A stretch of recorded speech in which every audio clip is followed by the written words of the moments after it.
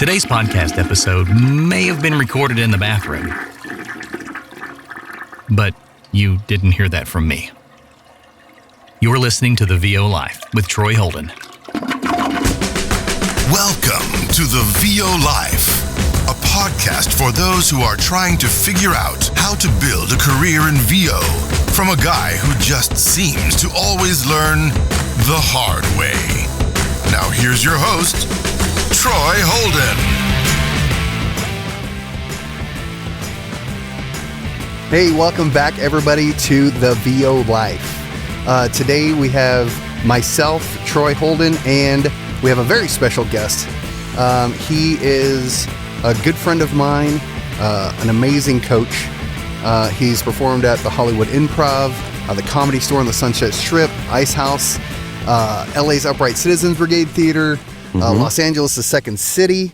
The list goes on and on. You know, he has clients such from Capcom to Disney Plus, Quick Trip, Netflix, Warner Music Group, Dateline, all the way down the line. The very talented, I would love to introduce the very talented, amazing, and just all around pretty funny and very awesome dude, Tim Powers. Charles, thank you so much. It is a pleasure to be here. I've been listening to the show and really love what you guys are doing and glad to be in your universe. Thank you, fellas. I mean, Charles, you and I have been rotating around each other for almost a year now. Yeah. And dude, it's so much fun. You know, one of the things I love about this industry is the community, and there's so many cool people. So thanks for bringing me in, fellas. Yeah, good to have 100%. You. Good to 100%. have you. So, we're just kind of go by the seat of our pants. And I think that's a pretty good way to describe it, because you, my friend, are a master of improv, the master of seat of your pants. Yeah, that's the beauty of the improv lifestyle, right? You take each moment as you have. And I mean, I've been studying improv almost 30 years now. And we can get into the philosophy, but yeah, flying by the seat of your pants is exactly where we need to go. But this is your sandbox, boys. So I will play by your rules and try not to hijack the whole show. So, cool. What can I tell you? What do you want to know? So, I mean, just let us and the people that are listening just kind of know, just give us a little background about yourself. Like, how did you start off in voice acting? Did you start off in musical theater, or how did this improv life kind of bloom and blossom for you? Funny you should ask, Charles. I was just recently interviewed by my high school newspaper, and they were like, "How did you get here?" Right? 17-year-old kids are fascinated by the guy in Final Fantasy, and they're like, "Well, he's from this, suburb of St. Louis. What's going on?" And what I said was, I took an acting class when I was in high school, and I was 17 years old, and I was such a jerk. I thought I knew everything, and there was nothing that this very sweet woman who wanted to teach basic acting, like, I was so oppositional to her. And the longer I'm in this industry, the more I realized that what she was trying to do was absolutely right. When I was in my early teens, all I wanted to do was be on radio, right? I wanted to be Casey Kasem. I wanted to be Johnny Fever, right? Because that show was huge, and I thought, oh my gosh, this guy gets to crack jokes and play records and be around pretty girls. All three of those are wins for me. This is what I want to do, right. And so almost to the exclusion of all else, that's what I became singly focused on as I started to embrace adulthood, as I was getting out of high school. And I'm like, I don't need to know how to sew my fingers together or be present in a scene or how to mime to be a disc jockey. Screw you, old lady. Then I got into it. And 2 weeks after I graduated high school, I was on a college campus taking my first radio class. And this is 1980 something. Radio was still a thing. And what a lot of people told me was, you're not going to make any money in radio. You're going to be working in a mobile home with an antenna on the top, reading farm reports at the Missouri-Iowa border. Right. Cut to 2 hours. Cut to 2 years later, and I'm in a mobile home at the Missouri-Iowa border in Kirksville, Missouri, reading farm reports, making $4 an hour. Right, and I'm like, wasted my entire life. So I floundered for a while. I got a degree from the University of Missouri in communication theory, which is worthless, and was kind of struggling through my 20s. And I was hanging out with a friend of mine who was a puppeteer. Like he worked on kids Really? shows, kids TV shows. He worked with Henson and he worked with the Croft brothers, and he had a local theater. And like he and I would goof around a lot. And he's like, I've been reading about this improv theater. Let's go audition. And I'm like, okay. So we auditioned, I got cast, and that's when I started to learn about improvisation. And I had been fascinated by Belushi and Aykroyd and Bill Murray and all those guys. And I remember watching, like in 1975, I remember watching the first season of Saturday Night Live with my dad when I was like 7. Had no idea what was going on, but I knew that these guys were funny. Mm-hmm. And I said, how did these guys get to be on this show? And my dad, God love him, he says, well, Tim, in Chicago, there's a school called Second City where they teach you to be funny. And my 10-year-old brain went, wait, a school where you can be funny? Mm-hmm. Fascinating. And I had no idea what improv was all about. And I got into it. I learned the principles. I got studying the philosophy.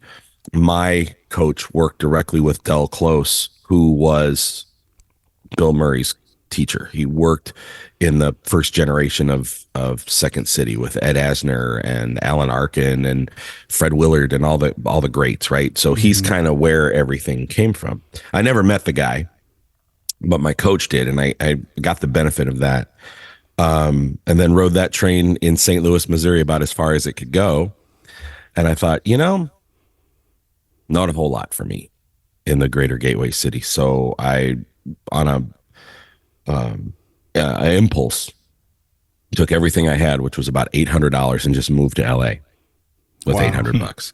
Got a job, right? Worked my Clark Kent job, but at the same time, I was also going up 6 nights a week doing stand-up, studying at the Upright Citizens Brigade, sometimes taking classes with the Groundlings. I formed my own troupe called Box Office Poison, which played in LA for 10 years. And that was my crash course in theater. I was not a theater kid. I was not a theater major. Right. I thought the theater kids in high school were dorks and I didn't want anything to do with them. Had I known that I would have been 2 straight guys in the theater department surrounded by all those girls, I absolutely would have phoned it in. But man, here we are.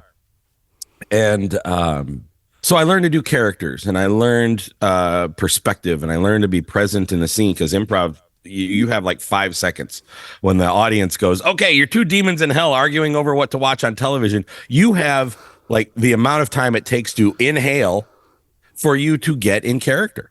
Right. Wow. And you've got to trust your scene partner. Acting is reacting, right? And that's the hardest part for voice actors, is figuring out what you're reacting to when you're alone in a booth. Improv teaches you to rely on your scene partner and react. It's a beautiful thing. So basically, like, if you have a script, you are yourself, but you being able to understand what is in between the lines is, basically, like you said, who you're talking to, right? Right. So then, because if you're that's not why it reacting, sounds- you're announcing. right. I like that. When the guy who is at the ball game going, now batting number 7, JD Drew, he's not reacting to anything. He's proactively giving you that information. And that's what a lot of people think voiceover is, that we're Gary Owens with our hands up by our ears going, Matthews Nissan has a brand new Nissan Sentra for $49.95. And he's giving you that answer. He's giving you that information, whether you want it or not. That hasn't really been the thrust of any kind of voice acting for about 25, 30 years. How many times have you seen non-announcery in your breakdowns? Like every day. Connected, conversational, and conversational is reacting. So when you have a script, to your point, Charles, you are playing yourself as a character, but it's not without context. And you are reacting to the emotion of your imaginary scene partner, who might be skeptical, confused, wrong, belligerent, crying. You are reacting to an emotion in every scene that you have, even if it's a tire commercial. So that's what you learn in improv. Cut to a couple years, been, part of the LA comedy scene. I'd written some short films. I was in with some actors and stuff like that. And I was at this party at a friend's house, and we were watching television, and we turned the sound down, and we're, basically doing ADR on some stupid, I don't know what it was. Mystery Science Theater 2000. Kind of, yeah, right. It's a little bit that, and it's a little bit. There used to be the show called Mad Movies where they would take, or the Firesign Theater. You want to see something really funny? The Firesign Theater did it in a movie called J-Men Forever, where they took old Republic serials, like the Captain Marvel movie serials, and dubbed whole new audio and strung them together and re-edited it so it's got this story. Mm-hmm. And so we were just making up a story underneath this. One of the guys there was a director at Disney, voice director at Disney, and he's like, you got something. 10 years prior, I had taken a course with Lori Tritel, and I'd done a little bit of voice work. Lori Tritel, brilliant voice actor who's no longer with us. But I took some classes with her. I did really well. Life got in the way. I'm at this party. This guy goes, "You're really good." So we engaged and launched my career. He taught me what I needed to know about voice acting, and he hooked me up with a dynamite coach in Burbank, a cat named Bill Holmes, voiceoverdoctor.com. Bill is amazing, and look him up. He's fantastic. My first day in his tutelage, he gave me a script. I walked in and I gave him this radio read, and he physically pulled me out of the studio. He said, "If you ever do that again, I'll kill you." And what he said to me really changed my perspective on a lot of things. He said, "Tim, you're not Johnny Fever. You're Fred Flintstone. You're the guy next door." And we really got into that stuff. And I started then to really get into the theatrics of things. And I got into the concept of theater. I read Uta Hagen's books and studied the science of acting. Boom. And here we are, right? Mm-hmm. And so over the years, I've kind of codified how I approach these things. And in addition to being an actor, I became a coach and a director. And I have coached some amazing people. Mutual friends of ours have started from day one. This is the side of the microphone you talk to, who are now thriving and doing great things. I can't take credit for that, but I can say I was present at the birth. Yeah. You know what I mean? Nice. Yep. Nice. That's awesome. I can really understand the radio reality. My dad, at the ripe age of 17, takes me downtown to Nashville to a broadcasting school. He says, "So this is what you want to do? Well, let's go down here and check out this broadcasting school." Yep. And he goes in, and there's, 4 or 5 different areas in there. Guys are in there doing stuff. And, they're all, they look like they've slept in their clothes for a week and all this is going on. So we get back in the car. He goes, "If you think for 1 minute I'm paying for that crap, it ain't going to happen, son." So I go to Middle Tennessee State University. I enroll in mass communication. I can do the same thing here. And then as I dug into it and the reality set in, you're going to be working for $5 an hour, exactly what you just said, reading a farm report somewhere in the middle of nowhere. And the other 6 hours a day, you're going to be promoting the station and running your butt off and writing copy and cutting commercials, and you're not going to ever make a living. And it scared me to death, and I switched my major to business and never looked back. But still, it was a love from the time I was 5 years old. Right. I did it in my room. I had turntables, cassette recorders. I'm doing my own stuff, mixtapes, and giving them to people with me doing the stuff in between the songs. But yet, when I found out what it was going to pay, I said, I got to do something else. But there's something in our DNA, guys like you and me, Troy, where we get a charge from the smell of a microphone. Mm-hmm. There's a visceral gut reaction when I see a reel-to-reel tape machine, or I see those old retro microphones or whatever. I mean, there's just a charge I get from that. Or when, if there's a local community radio station and they're doing something really interesting, that's kind of cool to me. Mm-hmm. I love when people use the medium for its intended purpose rather than this homogenized garbage that's passing itself off as radio programming right now, where there is no local programming. Right. Mm-hmm. right? When there's a local station and they're really playing into the medium and being part of the community and talking about what's going on, and they play music by local artists and the people actually give a hoot about what's going on, I think that stuff is really interesting. I think that's a lot of fun. It is. Days gone by. There's still a few. We have a local station here, very small town, less than 10,000 people. Great little local station. Unfortunately, during parts of the day, they're doing the piped in, pre-programmed, whatever. But there's about 4 hours in the morning and 4 hours in the afternoon that it's totally local. It's great. They have local people on. I love it. Right? Yep, I love it. You know, like the AM radio band in the United States is, for all intents and purposes, dead. You know, there's no local for example, a month ago, I live in a small town in rural New York. There was a tornado. Okay. We're Midwestern boys. When there's a tornado, you start paying attention to what's going on. In central New York, they're not used to that. Right. So like I'm watching the sky turn green, right? I'm going through all the stuff as Midwestern guys. We know tornadoes are, and I'm like, okay, I'm going to go to the local news station and find out what's going on. And so I turn on the local news station, and it is a piped in syndicated show where they are not talking about the weather at all or what to do. They're talking about how immigrants are leaving needles discarded in public parks where children play. And it's this divisive, political rhetoric baloney. And all they had to do was flip on the microphone and call the meteorologist at the local TV station and say, we're going to perform a public service here because we've got a clear channel signal. But no. Yeah. Right. Yeah. So I don't know, man. I don't know what to tell you. I love the medium of radio, but es muerte. Yeah. I think the closest thing I have to you guys with kind of radio in that world is I'm the voice for it's a digital radio station, so it's not on the dial, but it's for it's in Michigan, and it's Michigan music for Michiganders by Michiganders, right? And they do only local artist stuff, and they do only, like historic Michigan bands, and it's a real cool vibe. And that was Bob Seger. Now here's Bob Seger. Yeah. and the cool thing is, like, I when you guys were talking about like local feeling, like, part of something and not this big syndicated national thing. Like, I feel like that when I read the spots and I read the tags, because it's always about Michiganders.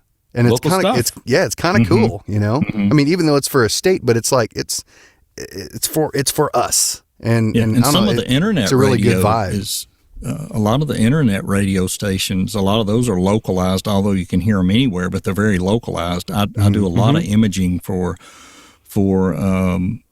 small internet stations, North Georgia country, Iowa's biggest country. I forget a couple of the others, and a lot of it's all throwback stuff. But they do that. I go listen every now and then. They do play the farm report and the local news and the local weather, even though it's an internet station. So it's pretty. Because the overhead is lower, right? You can run an internet station for for pennies on the dollar for what it takes to put and I mean, when was the last time you saw someone walking around with a radio? Everybody's got a phone in their pocket, even though every cell phone in the world has an FM receiver in it. They just don't want you to know that.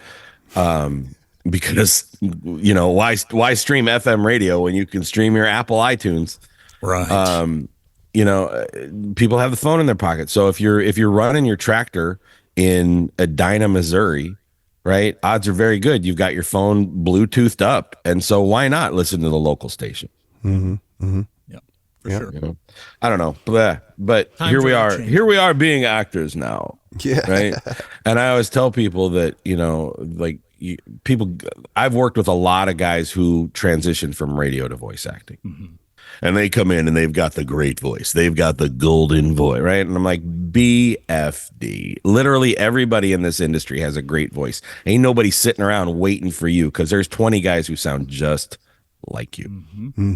Right? You may have been the best radio guy in Galesburg, Illinois, but you're playing in a different arena now. Nothing wrong with Galesburg, Illinois. It's a beautiful town, but still, there's there's a million just like you, right? We were having this conversation in Dallas where literally if I tore up a piece of paper and I into like 20 pieces and I threw it in the air, 15 of those pieces would hit middle-aged white guys with deep voices. You know, we're totally replaceable. So the job really is to be the best actor that you can be.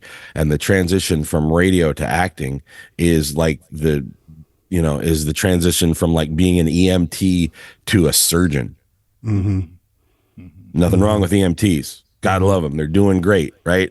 I don't want them, doing brain surgery on me though. Right. Because they don't know, they just don't know how. Right. Different skill set. Anyway. So for there might be a lot of people that listen to the show that they don't really know how improv works. They don't know how an improv class would go or run. Maybe they're like, oh, I don't want to do stand-up comedy in front of people. I'm not a comic, so I don't want to join this improv class or do this improv coaching. Like, can you explain to the folks that are listening, like kind of what takes part? Like, what are some of the things we do? What are the things that they don't really need to be afraid of, or they just think these things are going to happen, but they don't really know? There's a lot to unpack in that question, Charles. So let's talk about what improv really is. Improv is the act of creating unscripted theater, right? You are acting without a script. And Meisner's definition of acting is behaving in a truthful manner under imagined circumstances. That's it. In the most basic form, if you boil it all down, all you're doing is pretending to be somewhere doing something that you're not actually doing. We've all done that our entire lives. When we were when I was 6 and my brother and I would tie dish towels around our neck and run around the backyard and punch bad guys, we weren't Tim and Rich Powers. We were Adam West and Burt Ward. We were behaving in a truthful manner under imagined circumstances without a script. Everyone's born with the ability to do this. Cut to 30 years later, society has beaten that out of you. People have a hard time being present in the moment. A lot of people deal with control. They, got to do it right. And there's no way to live life right because you never know what's going to come your way. It is. I could be hit by a meteor literally right now in the middle of this podcast. There's no way I can be prepared for that. Right. So the concept of improv is just being present in the moment. You have no control over what has happened. You don't know what's going to happen in the future. All you have is that particular heartbeat. And the challenge for a lot of actors is just to be present in that moment, which is really the challenge for every actor, is being present in your scene. You just have to make up your scene while you're in it. It's the same thing that little kids did when they were having tea parties with Raggedy Ann, or they were playing with Transformers, or they were, electric trains, whatever. It wasn't an electric train. It really was the EJ&E Railroad going through Joliet, Illinois, whatever. You were behaving in a truthful manner under imagined circumstances. My job as your improv coach is to reawaken that sleeping giant within you and help you release control. Improv is not about being funny. It's not. Everybody thinks that it needs to be. That, because everybody's seen Whose Line Is It? And you're like, oh my God, those guys are so funny, right? And yeah, that's true. They've got a lot of tricks that they use, and it's very funny, but none of it is scripted. And a lot of the comedy comes from one actor reacting to the other. Right? A lot of us have had best friends where the two of us make each other laugh harder than anything else because you're reacting off of each other and you know what's going on. Good marriages are like that, right? When you have a really good partner, you can laugh forever just with a look, Right. And that's kind of the intimacy that you get when you get a really good improv cast. Anyway, blah, blah, blah, blah, blah. What do you do in an improv class? Your director puts you through exercises that remove your tendency to prepare so that you can be present in whatever moment you have. If I say, okay, you're at a baby shower and you don't like guacamole and that's all they've got, go. How do you act in that moment? Right. One of the things that I do, and you've seen me do this, Charles, is I'll make 4 or 5 actors tell a story one word at a time, right? And they can only speak one word at a time as they go through the list. Through, one actor says one word, next actor says the next word in the sentence. You can't prepare for that, right? Right. And the other thing that it does is it teaches you to listen, which is a very lacking skill just in American culture today. But if you're listening, you take direction really well. And if I'm a casting director and I'm a production director and I have an actor who actually listens to me, I'm going to remember that and responds to what I say. So if you are actively listening and you are present in the moment, that is 90% of your job. It's not about saying funny words or doing funny things or having punchlines locked and loaded. That's not what this is all about. Stand-up and improv are miles apart. They are different muscles, and I've lived in both worlds. Stand-up's all you. Orchestrated, honed, perfectly written, well executed, and it's just you. Period. You're on your own. Improv is building a sandwich with your friends. If I go to your house, Charles, and I'm like, I got a loaf of bread, and you go, yes, and I got tomatoes, and I go, yes, and lettuce, and yes, and cheese, yes, and tuna fish, yes, and a slice of pizza, and before you know it, we've created this awesome Scooby-Doo sandwich together, metaphorically. Right. And it's going to be delicious, and it's going to be funny, and it's going to be weird, because you know what? Life is weird. Theater is weird. Every play, every movie is about something weird that happens. It's called conflict. Without that, we don't have drama. It's like here. I tell my wife that she ruined my stand-up career because prior to meeting her, all of my material was about being broke and lonely and sad. And here comes this glorious woman. And now cut to 5 years later, 15 years later, I am none of those things. And no one wants to hear me stand on stage and talk about how awesome my life is. Right. So, I'm talking around it rather than at it. You are literally improvising your life on a moment-to-moment basis. Those of you that have raised toddlers, right? It's nothing but improv. You can't logically debate with a toddler why he can't eat the dog food. Right. You just have to improvise. Yeah, it's okay for Weezer, but it's not okay for you. It's nothing but improv because you're in the moment. Toddlers live in the moment. They're not worried about what job they're going to have when they're 30. They're like, can I have a cookie now? And when you're acting, all you've got is the moment. All you've got is your performance, no matter what your script is. So the concept of improvisation helps you build those scenes in your head so that you can act what is on the page. And that's for any kind of scenario, any kind of script that comes in, any kind of specs that you see. You can just, use that improv ability, that muscle, like you said, that you've learned to kind of master and be comfortable with, and then it just sounds natural. It doesn't matter what the scenario, what the script, what the specs are, right? Right, because it's more important to be natural than perfect. The more authentic, the more organic your performance is. I like that. The more likely it is you get the attention of the casting directors. Marilyn Wisner. I see so many voice actors who cannot accept themselves, who are trying so hard to be that guy, this guy, that sound, and that ruins it.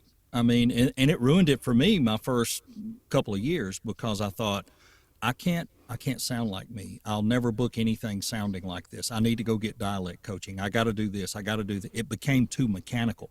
When I let all of that go and accepted, no, this is who you are and how you sound. Now apply it to what they're giving you and see what happens. And if it were about making sounds, right? AI would have all our work. Yeah, absolutely. But what AI can't do is that authenticity that comes from Troy and your life experience, Charles and your life experience, right? Charles has an amazing range, right? Your dialect, sound, right?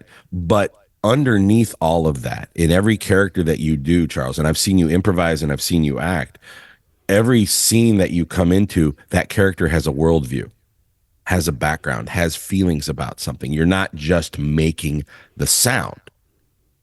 Because our job really as voice actors is to be a conduit of emotion way more than a conduit of sound. Mm-hmm. I was talking with Marilyn Wisner about this a few years ago. And, you know, she gets 800 auditions for something, right? They're put out a breakdown for men 30 to 65, right? You're going to get thousands, and they're all going to sound exactly the same. How do you pick the ones that go to the client? She picks the ones that sound the most connected. If you're worried about articulating and hitting your T's and you're not worried about connecting with your audience, you're not doing your job. This is an acting job, not a reading job, man. And so many people forget that. Mm-hmm. Jim Cummings told me we're voice actors, small V, capital A. And the sooner you get your head around the fact that you're an actor, the more likely it is you're gonna start booking work. Yeah. Because if you start looking at stuff and go, how am I going to read this instead of how am I going to act this? You sound like everybody else. Yeah. Literally everybody's going to read the words in the right order. Literally everybody has a nice voice. But it's the authenticity of your performance that gets you work. And improv is largely based on authenticity, truth. The Bible of improv is a book called Truth in Comedy, because there's nothing funnier than the truth. Mm-hmm. The greatest comedians you can ever think of, the greatest stand-up comedians, right? You think of the three most influential stand-up comedians of all time: Richard Pryor, George Carlin, Lenny Bruce. Yep. Stuff. Unbelievably honest. The reason that works, right? The stuff thing works. Richard Pryor talking about how he lit himself on fire. Lenny Bruce talking about hypocrisy, right? The reason those were funny is because we all recognize the fact that we're hypocrites, you know, that we all struggle with demons. That stuff is funny. Because it's authentic, it's truthful. Mm-hmm. Mm-hmm. You know, that's why people aren't up there telling Bazooka Joe jokes on stage anymore. Right. You know, prior to Lenny Bruce, they were like, my mother-in-law is so fat, right? And it's, you know, the jokes were interchangeable. The truth of the individual comedian is what makes it funny. The truth of Charles's performance. Whether you're playing some hayseed who, you know, doesn't care about anything other than his tractor, that's your reality. That's your truth. If you're playing a starship captain, what's his reality? What's his truth? If you're the general of an army, how do you feel about what's going on around you? You need to analyze those scenes instead of just sounding like a general. Mm-hmm. It's the difference between a character and a caricature. Mm. It's truth. Authenticity is, George Burns said the key to success in entertainment is authenticity. And once you can fake that, you got it made. Yeah, no doubt. Right. No doubt. But that's acting, right? If you've read Hagen, you are drawing on your life experiences for the emotions that you bring to it. Everyone has been in love. Everyone has been betrayed. Everyone has been sad. Everyone has been confused. Everybody's had, you know, the racist uncle that they need to set straight, blah, blah, blah, whatever it is. You draw on those experiences. Mm-hmm. And that adds to the authenticity of your performance. We're not doing anything different than the Oscar winners, man. Right. You know, it's kind of interesting that you say that. It's, you know, whenever I first started in the voiceover world, my journey, and before that, I always thought to myself, I was like, these actors get all this money, and then you see this news report or this article that says, oh, well, you know, they're not going to do this movie because the company's not meeting their requirements. And it's like, and in my mind, I was like, come on, you're just talking in front of a camera and you're getting millions of dollars. And it's like, stop being such a dick. And then I started voice acting, and not for millions, but just trying to get a job, Not yet, doing Charles. something. And then, Yeah.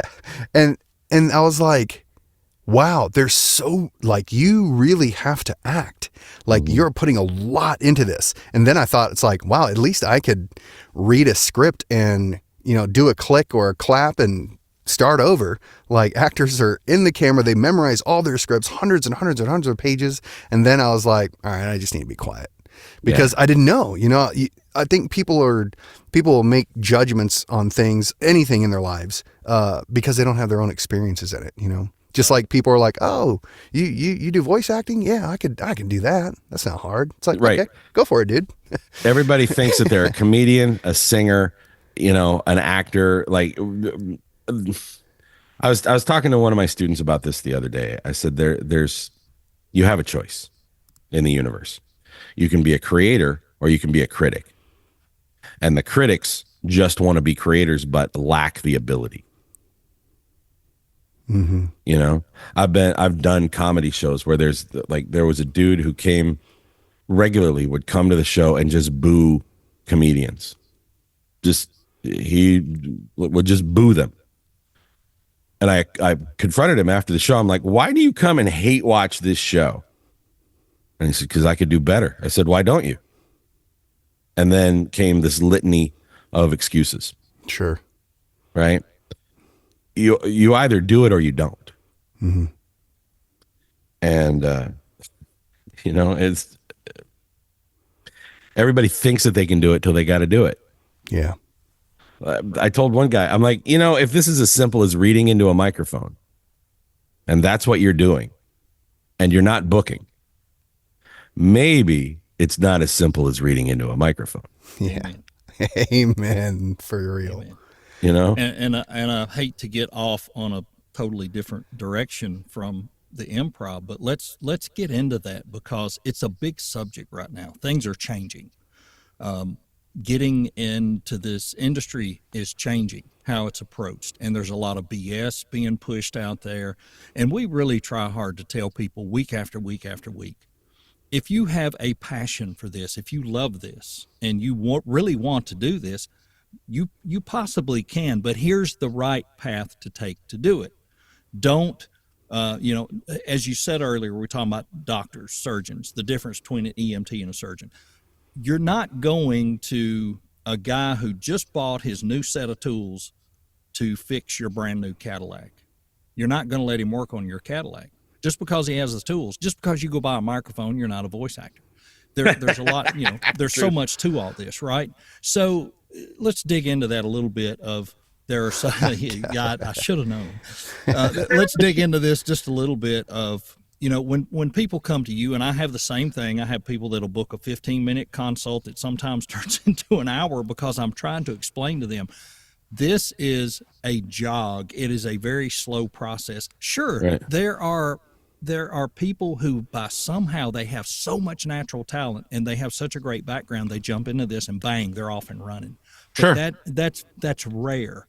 Let's talk about what it's really like to start into this business now in the current, not 2020, not 2017, today. Okay.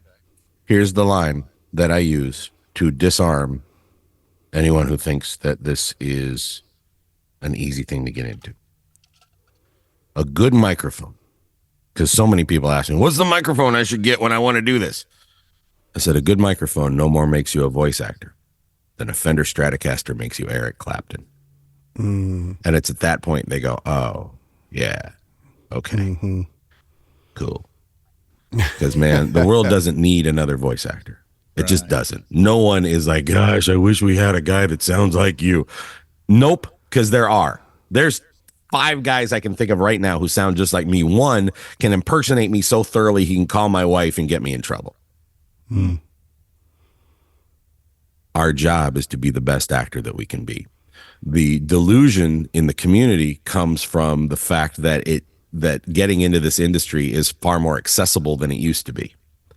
right? 20 years ago, you had to be New York, LA, Chicago, and you had, you couldn't have a home studio without dropping $20,000. And now you go to Guitar Center, drop $300, get a workable thing, right? And your credit card clears on one of the pay to play sites, and you can call yourself a voice actor, right? That's like, I don't know, getting a helmet and calling myself an astronaut, Right.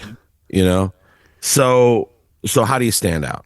Well, as we've discovered, this is an acting job. And while things change, basis, the thing you need to do is just be a good actor and get yourself out there. Is it as easy as it used to be? No, that's okay. There's always room for talent, right? You just need two things. You need to be good at what you do, and you need to be the kind of person people want to work with. That's it. Yes. That's it. Yep. You are a cog in the machine. I was on LinkedIn the other day, and I said this to somebody. What you need to understand is, yes, this is glamorous and it's sexy, and everybody thinks we're Mel Blanc behind a microphone, just reading copy and cashing checks. But, well, that may be true. We are a gear in a machine. And sometimes that machine is the production of a video game. Sometimes that machine is selling tires to listeners of the Buffalo Bills radio network. Sometimes that machine is publishing an audiobook. You function as part of that machine, not the machine itself. Don't ever be late for call. Oh, yeah. Don't bottleneck the progress. Do your job and get out of the way. Right. But before you do the job, you have to be sure you can do the job. And I don't know about you guys, but I've agreed to things that I was not prepared to do. I did not have the skill early in my career to do some of the things that I did. And I can guarantee you that there's studios in Los Angeles that will never hire me again because of mistakes I made 20 years ago. I could get an Emmy, and they're still like, yeah, remember that time? Right. And I earned that. Right. I earned that.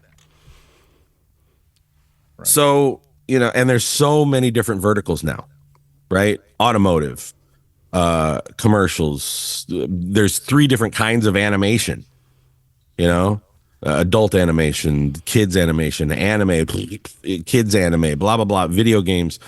There's so many things that you can't study everything. Right. There's a reason McDonald's doesn't sell spaghetti. Right. Yeah. Just be good at what you're good at. Yeah, and let the industry guide you. So many people that get in that are talented, they're trying so many things. And I tell people all the time, what was the last 10 things you booked? Tell me the last 10 things you got paid to do.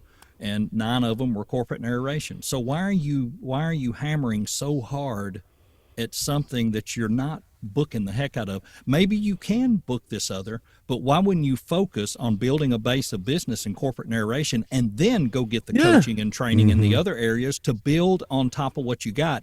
But what they'll do is get frustrated. I've seen talented people who are booking that kind of work get frustrated because they're not booking what they want to book and get out. And it makes no sense to me. It is literally going to the hardware store for milk. Yeah. Right. Yeah. Absolutely. Yeah. Absolutely. Like if you are a fisherman, fish where the fish is. Yeah. For sure. Can you still learn and grow and learn a different vertical? By all means, please. Absolutely. But at the same time, don't begrudge the fact that you're earning money doing what it is you're trained to do. While it may not be the way you want to do it, any day behind the microphone is better than a day behind the counter at the gas station. Amen.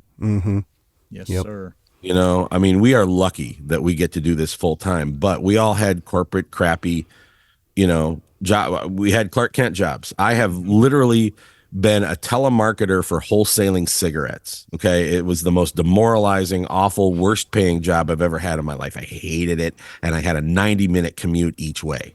I was hating life. But I'd study on the way home. Right. Mm-hmm. Right. you know, and I never want to go back. The thing that gets me out of bed and into the booth every day is I get to do this so that I don't have to do the thing that I hated doing more than anything in the world. Mm-hmm. So if somebody's going to pay me to do their phone system, for more information, press 6. Cool. Is it glamorous? Is it sexy? Nope. But I can pay my gas bill. Yep. Yep. You know, I think it's nobody can judge another person for doing the things they need to do or taking the jobs that that somebody else wouldn't take for, you know, and they snub their nose at it. It's like, I'm at this point where I'm starting, I'm clawing, I'm trying to grow, I'm trying to get money for coaching, I'm trying to get money for, you know, a demo, I'm trying to get money to, you know, pay to get my website up, this and that. Like, Right. Man, nobody has any place to say anything to anybody that's working hard towards their goal. You know what I mean? No. Yeah. I will say this, for those of you just starting out, one of the things that the industry as a whole is fighting for right now are fair rates. Yes. Yep. Even if you are starting out, your work is worth money. If you take jobs for free, you are normalizing the fact that your work is not worth any money. Mm-hmm. And you can never negotiate up. Okay? $5 is an insulting rate. Fight for fair rates. There are tons of guides out there. If it's your first day behind the microphone, I don't care. Fight for fair rates. Because one of the reasons we're having this problem right now is because during the pandemic, so many people dropped trowel and said, I'll take any job for any amount of money, period. Right? And now we're fighting AI, where they'll clone your voice for 7 cents a word. Your work is worth money. Yeah. Have a rate card, be negotiable, Sure. but for heaven's sake, don't give your work away, even if you're brand spanking baby butt new. You know, and I think that's a scary thing, especially when you're starting, you know. So one thing I think people can do that they don't do is be part of a group, be part of a Facebook group, be part of a support group for voice actors or this and that you could bounce stuff off of and be like, hey, you know, this is coming in. I don't really know, like, this is the rate that they're giving me. You know, go look at rate guides, talk with people, and then get some help. Because honestly, out of all the jobs I've ever done in my life, and I've done a shitload of them, nobody wants to help you more than the people in this industry. It's insanity. Truth. Like, it's crazy. Right. Yes. It's crazy. Just Truth. ask. People will help you in this industry. Even if it's for a job that they also auditioned for. It's one of those things like, hey, you know, I think you should kind of read it like this. And it's weird because, yeah, it's something we're both going for, but we're just happy if it's one of us. Like, I would love shit, that. You got it. Awesome. You know, You know? so many of my friends fit the spec and we compete against each other all the time. Former students of mine, right?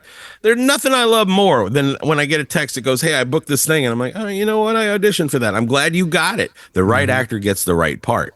Because the auditions are like buses, man. There's another one in 10 minutes. There's nothing so precious that you got to hold on to it. Yeah. Right on. That's the other thing, y'all. When you're auditioning, send it and forget it.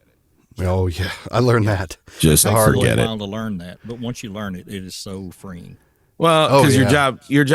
you don't audition like it's a job interview. Mm-hmm. You audition like you're creating something in conjunction with the partnership. We could talk about that for hours, and we don't have time for that. Anyway, blah blah blah. But to your point, Charles, you're exactly right. This community is unique in the entertainment industry in that we will support each other, and this is a difficult job to do. Period.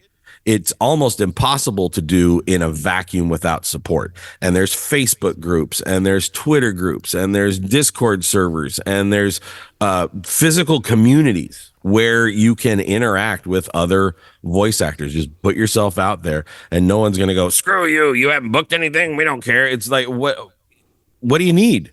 How can we help? You know? Yep. And as long as you are coachable, And as long as you take the advice of the people who are earning money doing the thing that you want to do, there's room for you, man. Yep. Right? Absolutely. On paper, the three of us are the same guy. I would love it if one of you guys booked something that I auditioned for. Heck yeah. Same here. Yep. Me too. Me too. Well, we've actually been talking for 55 minutes, which is crazy because this hour has flown by. Just in closing, Tim, Yes. where can people go to find you? What kind of thing do you offer? How can they get a hold of you? Where can they see your stuff, etc.? Oh, cool. Well, like every other voice actor in the world, I have a website, which is voiceofpowers.com. And there's samples of my work, but there's also a link to my coaching. So if you want to get into the philosophy and the application of this philosophy, and you want somebody who's going to put you through the ring like your old football coach used to, that is kind of how I approach my acting, right? Like the only way you get good is by doing it. If you want to be an actor, you got to do actory things. Right. You can't learn to be a voice actor out of a book any more than you can learn to be a good romantic partner to your spouse out of a book. You got to do it. Darn it. Those 99 positions are not paying off. Well, you have to apply them, Troy. Well, 20 position years ago, 72. That one's Yeah, kind of a 72 you That can one's do kind on of your a own. winner. Yeah. Yeah. Kind of a winner. Yeah. Right. I mean, I'm by myself when I do it, but it's a winner. Still, right? Behaving in a truthful manner under imagined circumstances. That's what it's all about. But there's a coaching link on there, and you can sign up for individual classes with me. You can sign up for my TIMPROV workshop, Which is awesome. thank you. Yeah. Which is a group of maybe 10 actors, and I put you through very basic improvisational exercises just to get you out of your head. And there will be a level 2 TIMPROV coming up very soon. Nice. You can book a 15-minute cup of coffee with me and just talk about what's going on. That costs you nothing. And maybe we can come up with a plan for you, or maybe we decide I'm not the right fit for you. I don't know. And if I'm not, I'm going to send you to any of my friends who do great work as well. But I have a track record of successful voice actors behind me. I'll get you, where you need to go. And I also produce demos. So, it's all at voiceofpowers.com. That's voiceofpowers.com. Voiceofpowers.com. Void where prohibited by law. Sorry, Tennessee. Wait a minute. I was going to call. What the heck? Awesome. Hey, Tim, thank you so much for taking time out of your day to be with Troy and I on the VO Life. And I know the listeners are going to enjoy this show because I always enjoy hanging out with you. You're a wealth of knowledge. And like I said in the beginning, just to full circle, you're an all around pretty awesome dude, man. So thank you guys for joining us on the VO Life today. Been a lot of fun. Thanks very much, fellas. All right. We'll see y'all next time on the VO Life. This podcast was produced under the authority of the Podcast Police, who may or may not have investigated the host and guests prior to broadcasting. Any unlawful statements will be investigated further and persecuted to the fullest extent of the podcast law. Well, whistle me, Dixie.